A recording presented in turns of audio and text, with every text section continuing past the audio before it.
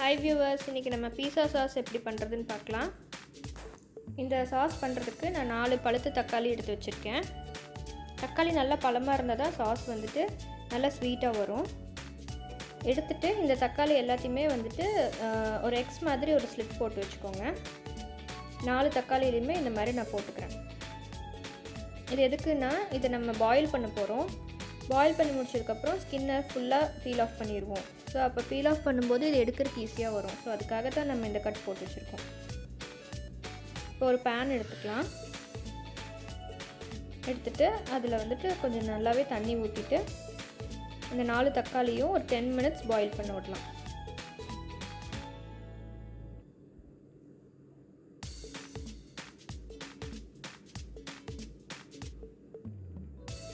Ten minutes கம்ப்ளீட்டாக அது வேகிற வரைக்கும் பாயில் பண்ண விட்டுடலாம்.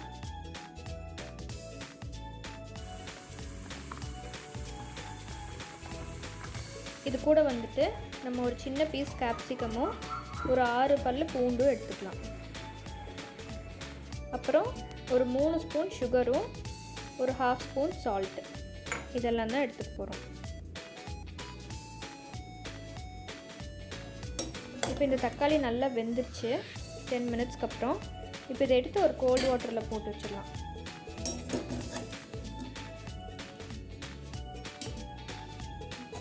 அது கொஞ்சம் கூல் டவுன் ஆனதுக்கப்புறம் நம்ம தக்காளியோட ஸ்கின்னை கம்ப்ளீட்டாக பீல் ஆஃப் பண்ணிடலாம்.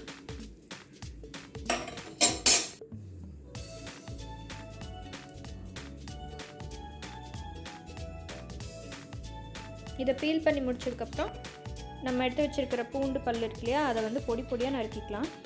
அது கூடவே வந்துட்டு கேப்சிகமையும் சின்ன சின்னதாக நறுக்கி வச்சுக்கலாம். இப்போ இந்த நம்ம ஸ்கின்னை ரிமூவ் பண்ணி வச்சுருக்கிற தக்காளியை வந்து ஒரு பிளெண்டரில் போட்டு நல்லா பியூரி பண்ணி எடுத்து வச்சுக்கலாம்.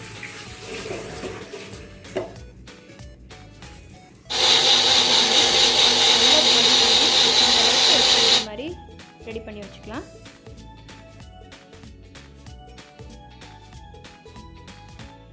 இப்போது நம்ம ஒரு பேன் வச்சுட்டு ஆயில் விட்டு நம்ம இந்த டொமேட்டோ பியூரி அப்புறம் கேப்சிகம், கார்லிக், சுகர், சால்ட் இது எல்லாத்தையுமே சேர்த்து நல்லா டீப் ஃப்ரை பண்ண போகிறோம்.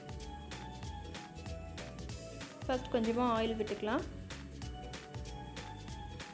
முதல்ல வந்துட்டு கார்லிக் போட்டு நல்லா கோல்டன் ப்ரௌன் வர வரைக்கும் ஃப்ரை பண்ணிக்கலாம்.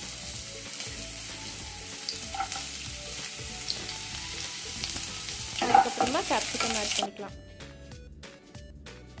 அதையும் கொஞ்சம் நேரம் ஃப்ரை பண்ணதுக்கப்புறம் டொமேட்டோ பியூரி ஆட் பண்ணிக்கலாம். இது கொஞ்சம் நேரம் நல்லா ஃப்ரை ஆகிட்டோம்.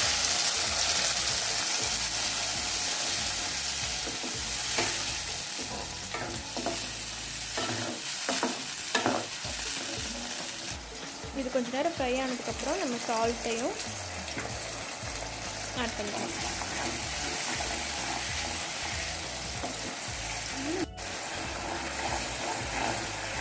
ஒரு 2-3 minutes கழிச்சுட்டு நம்ம எடுத்து வச்சுருக்கிற அந்த 3 ஸ்பூன் சுகரையும் ஆட் பண்ணிக்கலாம்.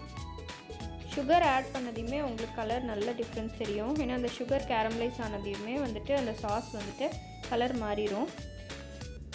இது ஆட் பண்ணதுக்கப்புறம் ஒரு 3 நிமிஷம் 4 நிமிஷம் மட்டும் இதை ஃப்ரை பண்ணுங்கள். இந்த ஸ்டேஜில் எடுத்துடுங்க. நம்ம பீஸா சாஸ் ரெடி ஆயிடுச்சு. இவ்வளோதாங்க. இதில் நம்ம எந்த ஒரு ஃபுட் கலரும் சேர்க்காமலேயே இவ்வளோ நல்லா வந்திருக்கு. இதை கண்டிப்பாக ட்ரை பண்ணி பாருங்கள். இந்த வீடியோ பிடிச்சிருந்துச்சுன்னா மறக்காமல் லைக் பண்ணுங்கள், ஷேர் பண்ணுங்கள், சப்ஸ்கிரைப் பண்ணுங்கள். தேங்க்யூ ஃபார் வாட்சிங்.